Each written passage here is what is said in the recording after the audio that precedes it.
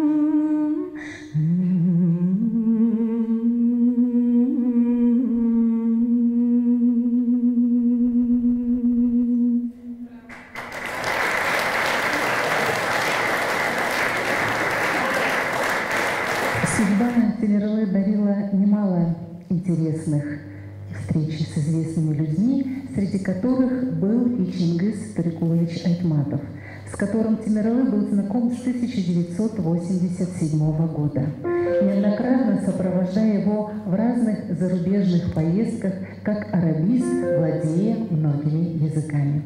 Одним из сегодняшних знаковых участников предстоящего проекта является современный американский композитор Джоэл Шпигельман, который, зная о сегодняшнем концерте, прислал видеообращение. Уважаемые дамы и господа, ярким современным интерпретатором древней киргизской музыки и музыкальной культуры является ваш земляк и мой коллега, гитарист, прекрасный музыкант и творческий самородок Темирали Кунашев, который искусно перекладывает киргизскую фольклорную музыку на гитарный лад, передавая ей уникальное синтезированное звучание, которое вы услышите сегодня на его авторском вечере.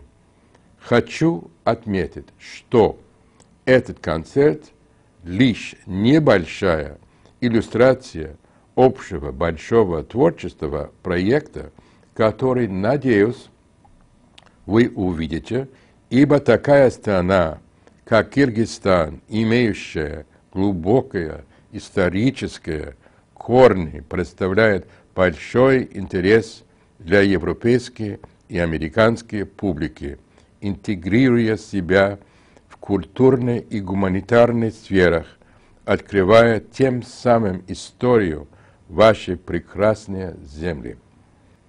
От всей души хочу раз пожелать всему творческому коллективу свершения замыслов и сегодняшнему виновнику торжества Темирали Кунашеву удачного дебюта. С искренним уважением, Джоэл Шпигельман. Музыкальный инструмент фирмы «Родригес», на котором сегодня играет Темирла Кунашев, прошел длинный путь от Нью-Йорка до Бишкека. Гитара стоимостью почти в $5000 – огромный вклад в развитие музыкального кыргызского искусства еще одного нашего современника, известного политика и мецената, спикера парламента Кыргызской республики Ахматбека Кильдибековича Кильдибекова. Этот благородный поступок – яркий пример настоящего патриотизма и любви к своей родине. Дай вина, чтоб веселье велось через край, чтобы здесь на земле мы изведали рай. Звучный чанг принеси и душистые травы, благовония жги и на чанге играй.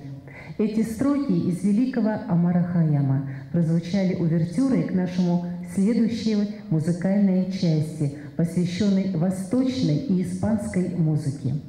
Общеизвестно, что гитара родилась в Испании, но ее формирование оказало влияние пятиструнная арабская лютня, занесенная в эту страну во времена арабского халифата.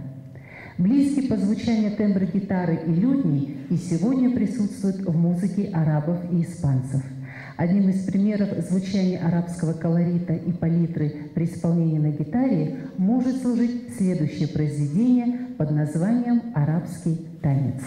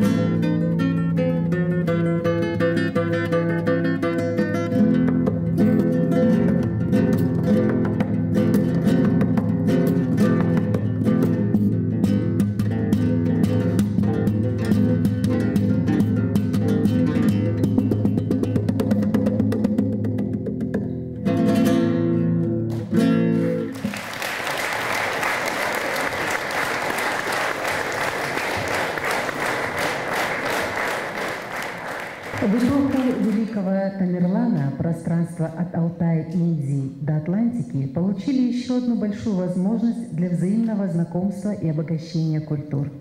Музыка кочевников соседствовала с музыкой индусов, арабов, с европейскими народами. Восточная фантазия — так звучит следующее произведение.